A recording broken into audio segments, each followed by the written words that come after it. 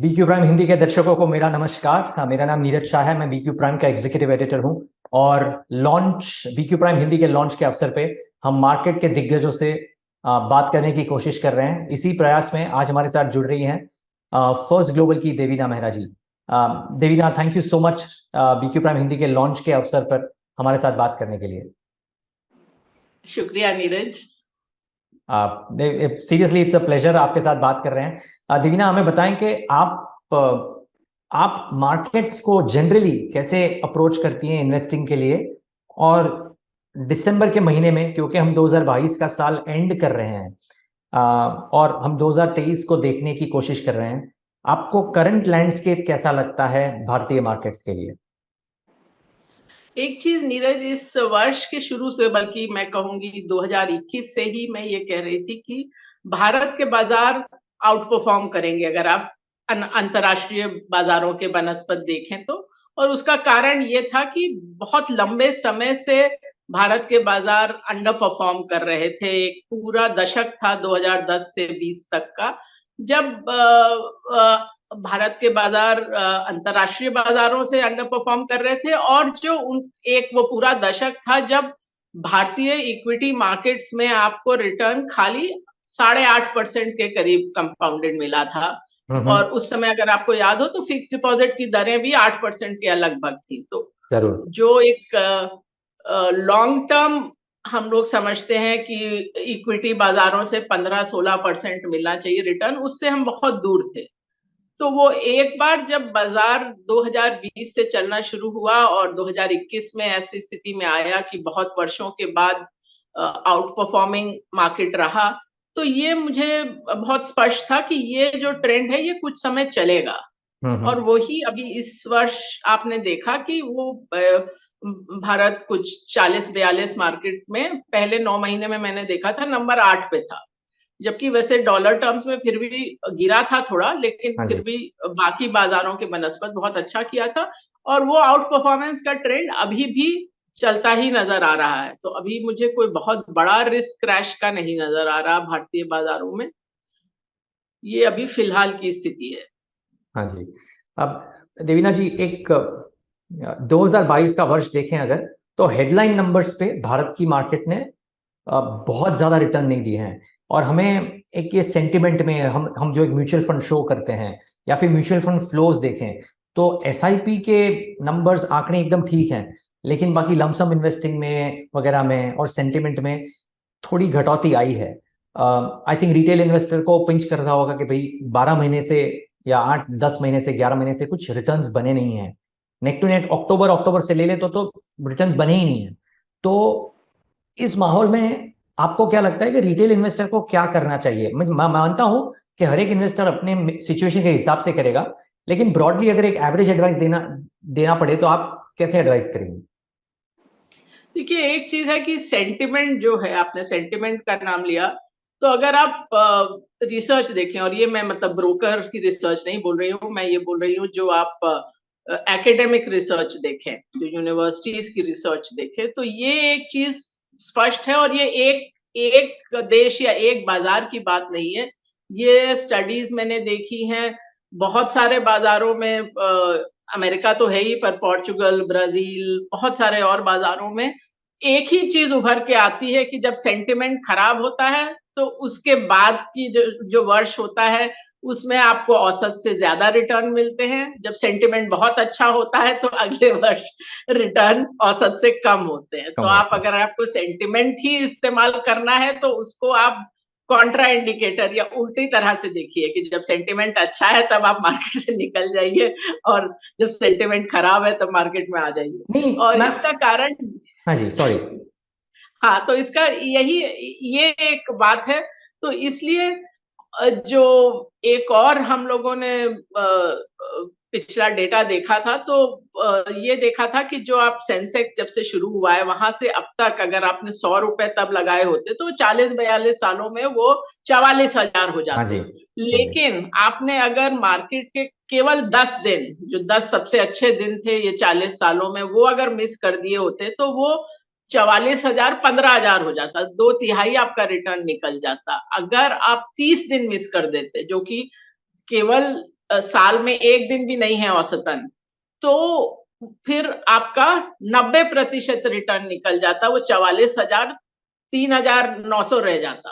तो गॉट ये इट। इसलिए आपको और ये सब जो बड़ा मूव वाले दिन होते हैं ना, ये तभी आते हैं जब मार्केट गिर गया होता है या सेंटिमेंट अच्छा नहीं होता है, ये बुल फेज़ में नहीं आते हैं। ये एक और हाँ जी। बड़ी मज़ेदार बात है कि ये जो अच्छे दिन हैं, वो केवल जब हर्षद मेहता वाली तेज़ी थी, तभी एक आध दिन ऐसा था कि वो बुल फेज़ में आया था, क्योंकि वो मार्केट नॉर्मल मार्केट नहीं थी, रिग्ड मार्केट थी। बट उसके अलावा ये तभी आते हैं जब मार्केट अच्छा नहीं होता, सेंटिमेंट अच्छा नहीं होता।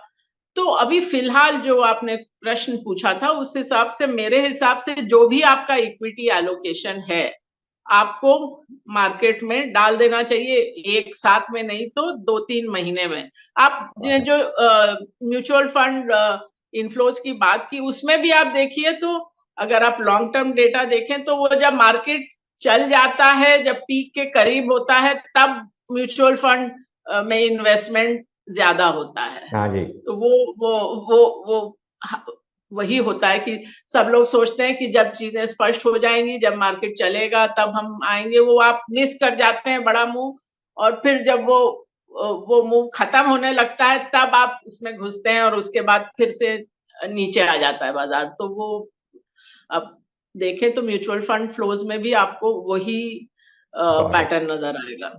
सो दर्शकों, इन्वेस्टेड रहें, और अगर इक्विटी एलोकेशन हो तो उसको अगर एक साथ ना डालना हो तो पीरियोडिकली स्टैगर करके डालें, बट इक्विटीज में डालें जरूर।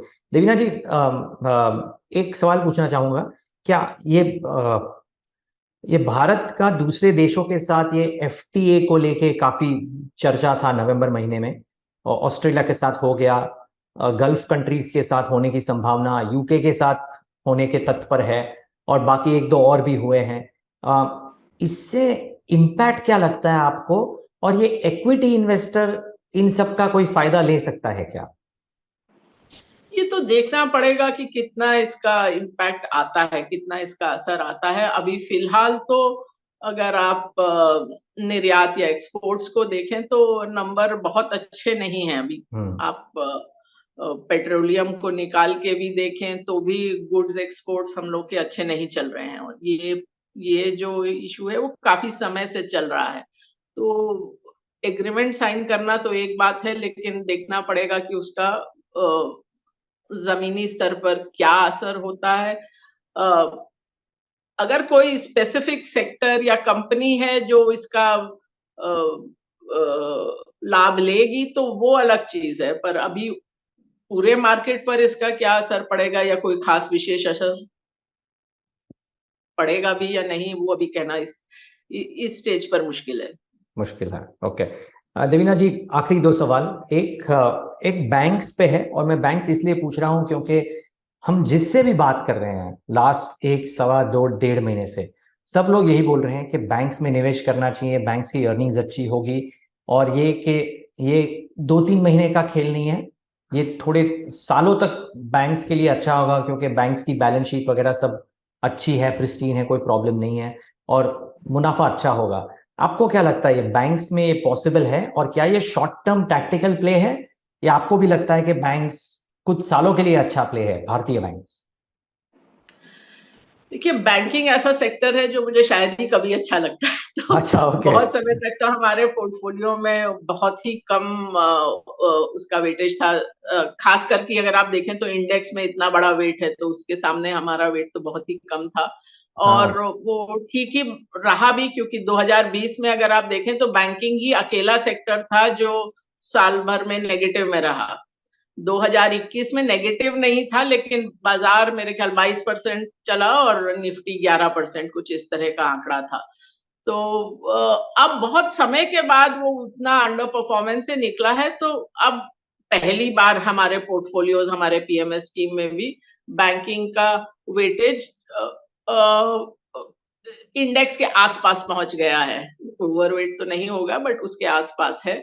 और कुछ चीज़ें तो जैसे आपने बोली कि एक तो है कि एनपीए का साइकिल थोड़ा पीछे छूट गया है। जो क्रेडिट ग्रोथ है वो अच्छा चल रहा है, और जब ब्याज दरें बढ़ती हैं तो बैंकिंग मार्जिन भी शुरू में बढ़ते हैं, क्योंकि आप लोन पे ब्याज दरें बढ़ा देते हैं तुरंत, जबकि डिपॉजिट जब रोल ओवर होते हैं तभी उनकी ब्याज दरें बढ़ती हैं। तो वो सब चीजें पॉजिटिव हैं। अभी अच्छा लगता है, सालों के लिए मैं नहीं कह सकती, क्योंकि ये अब ये सेक्टर ऐसा है, लेवरेज सेक्टर है, इसमें जो होता है क्रेडिट रिलेटेड नेगेटिव सरप्राइजेस भी आती हैं, कभी किस बैंक में क्या घपला निकल आए वो भी एक हाँ जी। रिस्क रहता है, जो कि आप बाहर बैठे हुए नहीं सोच सकते हैं। तो अभी फिलहाल को अच्छा लगता है, और वैसे भी मैं बहुत लंबे समय का फोरकास्ट देती भी नहीं हूँ। हम लोग अपने पोर्टफोलियोज में भी हर तिमाही पे एक बार जीरो बेस से देखते हैं कि आज हमारे पास कैश हो तो हम लोग कहाँ निवेश करेंगे। तो ओ, हाँ, तो वो एक बार ये अलग बात है कि पिछली तिमाही से अधिकतर 85-90% वही स्टॉक निकल के आते हैं, पर हम लोग देखते उस नजरिए से हैं कि अभी क्या अच्छा लगता है हमारे सिस्टम्स को और हमको।